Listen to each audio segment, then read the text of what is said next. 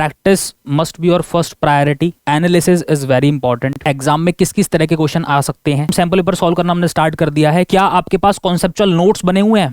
तो बच्चों आज मैं बात करूंगा कि लास्ट टाइम पे अब अकाउंट्स की प्रिपरेशन आप कैसे करेंगे। कुछ बातें मैं बताने वाला हूं, ध्यान से सुनेंगे और अपने आप से ऑनेस्ट रह के अपने आप को आंसर देंगे और बताएंगे क्या ये चीजें आपके पास हैं और क्या आपकी प्रिपरेशन इसी तरीके से चल रही है या कुछ अलग कर रहे हो आप। ध्यान से देखिए। सबसे पहली चीज, अपने आप से ऑनेस्ट रहो और ये बताओ क्या हर टॉपिक हर चैप्टर का आपको क्लियर है, कॉन्सेप्चुअल क्लैरिटी है या नहीं है। फॉर फीचर का पता है अच्छे से, कैसे एडजस्टमेंट होगी, कैसे ट्रांसफर टू कैपिटल रिजर्व होगा, पार्टनरशिप में प्रोविजंस क्या क्या हैं वो पता है आपको, interest on capital, interest on drawing के क्या फॉर्मूलाज हैं वो आपको बहुत अच्छे से पता है। सारी कॉन्सेप्चुअल क्लैरिटी है या नहीं है, अपने आप से ऑनेस्ट रहो। हाँ सर है, अब पूरा साल हो चुका है तो हमें इतनी अंडरस्टैंडिंग तो है, कॉन्सेप्ट हमें सारे आते हैं जो कि बहुत सिंपल हैं, ठीक है। दूसरी चीज, अब मुझे ये बताओ क्या आपके पास कॉन्सेप्चुअल नोट्स बने हुए हैं, हाथों से लिखे हुए नोट्स बने हुए हैं या नहीं बने हुए। हाँ सर, वो भी हमने बना रखे हैं। तो अब ये बता दो कि उनको पढ़ते कितना हो डेली। जो आपके फाउंडेशन नोट्स हैं जिनसे आप कॉन्सेप्ट्स को रिकॉल करते हो, जिनसे कॉन्सेप्ट को आप याद कर सकते हो, रिवाइज कर सकते हो, उनको सुबह से लेकर शाम तक कितनी बार पढ़ रहे हो, हफ्ते में कितनी बार पढ़ रहे हो, महीने में कितनी बार पढ़ रहे हो। अभी लास्ट में 1 महीना रह गया है तो अभी इस टाइम आपको डेली बेसिस पर अपने लिखे हुए जो नोट्स हैं वो आपको डेली बेसिस पर पढ़ने हैं, जिसके अंदर सारा थ्योरी पोर्शन कवर होगा और टीचर्स के एग्जाम्पल कवर होंगे। Interest on capital, interest on drawing, इनके जो फंडामेंटल कॉन्सेप्ट्स हैं वो इंक्लूड होंगे, प्रोविजंस पार्टनरशिप के क्या है वो इंक्लूड होंगे, कैश फ्लो का पूरा फॉर्मेट और उसके साथ साथ क्या ट्रीटमेंट होता है अलग अलग डिफरेंट आइटम्स का। ये सारा जो पोर्शन है with illustrations, with example questions, क्या आपने नोट डाउन करे हुए? अगर नोट डाउन करे हो तो मेक श्योर डेली बेसिस पर उसको उठ के रिवाइज कर रहे हो। जी सर।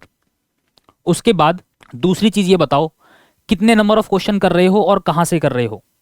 सर क्वेश्चन तो कर रहे हैं हम, सैंपल पेपर सॉल्व करना हमने स्टार्ट कर दिया है। क्या सैंपल पेपर जो भी कर रहे हो या जो भी क्वेश्चन आप प्रैक्टिस कर रहे हो, मान लो किसी का प्री बोर्ड का पेपर कर रहे हो या कोई भी पेपर आप सॉल्व कर रहे हो, क्या उसके ऑथेंटिक सॉल्यूशंस हैं? क्या उन क्वेश्चंस के सॉल्यूशन अवेलेबल हैं या नहीं है? सर ऑलमोस्ट अवेलेबल है, बट कुछ कुछ क्वेश्चन ऐसे हैं जिनके सॉल्यूशंस अवेलेबल नहीं है, लेकिन फिर भी हम उनको ट्राई कर रहे हैं। यही सबसे बड़ी गलती है। अभी लास्ट टाइम पे आपको अपना मॉरल कॉन्फिडेंस बिल्ड करके रखना है, उसको नीचे डाउन नहीं जाने देना। तो ऑथेंटिक क्वेश्चन सॉल्व करो जिनके सॉल्यूशंस अवेलेबल हैं। अभी होगा क्या कि बहुत छोटी छोटी मिस्टेक कर दोगे क्वेश्चन में और आपको ऐसा लगेगा कि अरे मैं तो सब कुछ भूल गया, अब मैं पेपर में क्या करके आने वाला हूं। ध्यान देना, जिनके सॉल्यूशंस अवेलेबल हैं, जो ऑथेंटिक क्वेश्चंस हैं, उनको टारगेट कर रहे हो लास्ट टाइम पर, तो आप बिल्कुल सही जा रहे हो।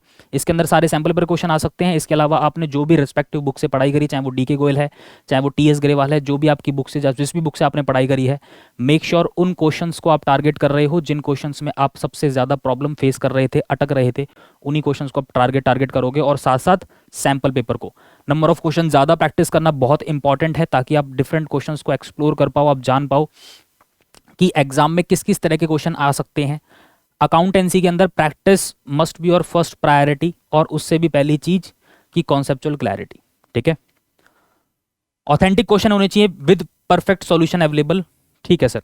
उसके बाद अगर सैंपल पेपर सॉल्व नहीं कर रहे हो तो मेक श्योर आपके पास क्वेश्चंस का कलेक्शन मिल जाता होगा। पार्टनरशिप में एडमिशन के क्वेश्चन कर रहे हो तो एडमिशन के क्वेश्चंस के अंदर जब आपने टीएस ग्रेवाल करी थी या डी के गोयल करी थी तो आपको पता है कि इन क्वेश्चंस में मैं अटक रहा था, तो उन क्वेश्चंस के बंचेस बना सकते हो, 50 से 60 क्वेश्चंस इकट्ठे कर सकते हो कि मैं वो क्वेश्चंस ऐसे होने चाहिए उनके अंदर सारे कॉन्सेप्ट आ जाएं, तो वो रिकॉल करने के लिए बड़े इजी रहेंगे।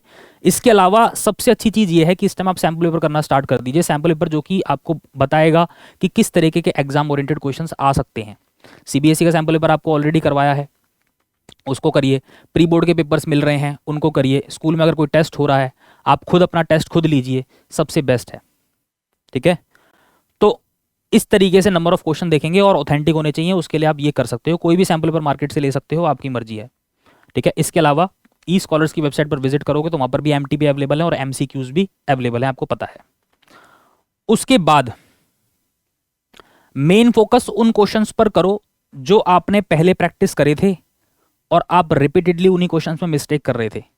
एडजस्टमेंट्स में मिस्टेक हो रही थी, क्वेश्चंस प्रैक्टिस कर रहे थे, कुछ एक दो एडजस्टमेंट ऐसी आ रही थी उन क्वेश्चनों के अंदर जहां पर आप बार बार जाकर अटक रहे थे, बार बार वहीं पर दिक्कत हो रही थी। उन क्वेश्चंस पे सबसे ज्यादा टारगेट करो इस टाइम। सिंपल क्वेश्चंस को करके देखने की जरूरत नहीं है, सिंपल क्वेश्चंस को आंखों के सामने से गो थ्रू कर दो, नोट्स रिवाइज करो, क्वेश्चन सॉल्व करो, तो ऑथेंटिक करो और उसके अंदर जो भी ट्रांजेक्शंस में, जिन भी ट्रांजेक्शंस में आप अटक रहे थे, जिन भी एडजस्टमेंट में आप अटक रहे थे, उनको सबसे पहले फर्स्ट प्रायोरिटी पे रखो, उन्हीं को टारगेट करो, उन्हीं क्वेश्चंस को टारगेट करो, तो ऑटोमेटिकली वो एडजस्टमेंट भी आपकी कवर हो जाएंगी। माइनर मिस्टेक्स को अवॉइड करना पड़ेगा। माइनर मिस्टेक मतलब कैलकुलेशन एरर्स करते हो, कैलकुलेशन कर रहे हो तो लिखने में गलती कर देते हो, जल्दबाजी में कैलकुलेशन करते हो, वहाँ पर मिस्टेक्स होती हैं। इसके अलावा कैलकुलेटर की आदत लग गई है तो मेक श्योर अभी जब एग्जाम में बैठोगे करने के लिए तो मैं बोलूँगा 100 + 200, तो बेटा उसमें भी जब कैलकुलेशन करोगे तो वहाँ पे भी अपने ऊपर कॉन्फिडेंस नहीं आ रहा होगा आपको कि मैंने 100 + 200 सही करा है गलत करा है। इसलिए हाथों से सॉल्व करो क्वेश्चंस को, ताकि आपकी एक हैबिट बन जाए, एक प्रैक्टिस बन जाए, और हाथों से सॉल्व करोगे, दिमाग का इस्तेमाल करोगे, तभी आपकी स्पीड पेपर में बढ़ेगी। ओके, टेस्ट पेपर एनालिसिस, अभी कोई भी सैम्पल पेपर कर रहे हो या कोई भी टेस्ट दे रहे हो, मेक श्योर एनालिसिस बहुत इंपॉर्टेंट है। बेटा टेस्ट देने का पर्पस ये नहीं होता कि आपने टेस्ट दिया, आपने मार्क्स देखे, उसको उठा के फिर साइड रख दिया।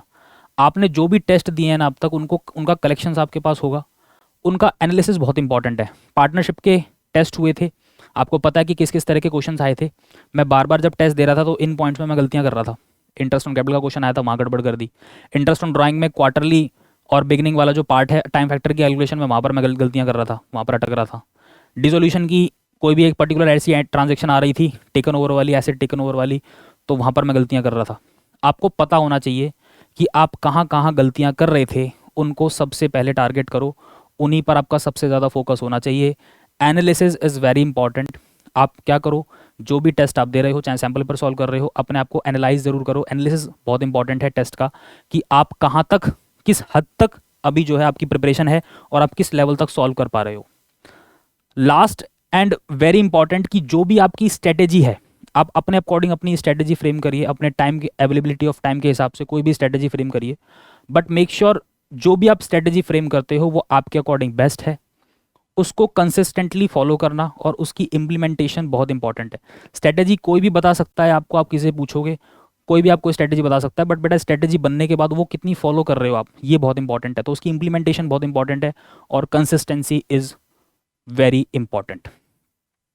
सो मेक श्योर ये बातें आपको समझ में आई होंगी। और लास्ट टाइम में बेटा अब यही करना है कि सीबीएसई सैम्पल पेपर को टारगेट करो, या जिस भी बुक से आप पढ़ रहे थे उन क्वेश्चंस को आप टारगेट करो, और make sure exam oriented questions, कि एग्जाम लेवल पर किस तरह के क्वेश्चंस देखने को मिलते हैं। जैसे कैश फ्लो की बात करूं तो फुल फ्लेज क्वेश्चन आ रहा है 6 नंबर में, राइट। 2 नंबर में एमसीक्यूज देखने को मिल रहे हैं, स्पेसिफिकली ऑपरेटिंग एक्टिविटी से निकालिए, नेट प्रॉफिट बिफोर टैक्स निकालिए, इस तरह के क्वेश्चन देखने को मिल रहे हैं, राइट। तो वहाँ पे टीएस ग्रेवाल के अंदर फुल फ्लेज क्वेश्चन ना भी करो तो चल जाएगा, एग्जाम ओरिएंटेड क्वेश्चंस को टारगेट कर लो, वो भी सफिशिएंट है, right.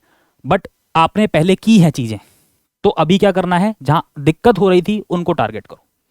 For more information stay tuned with us and like the video, subscribe the channel. Thank you so much बच्चों, जय श्री श्याम।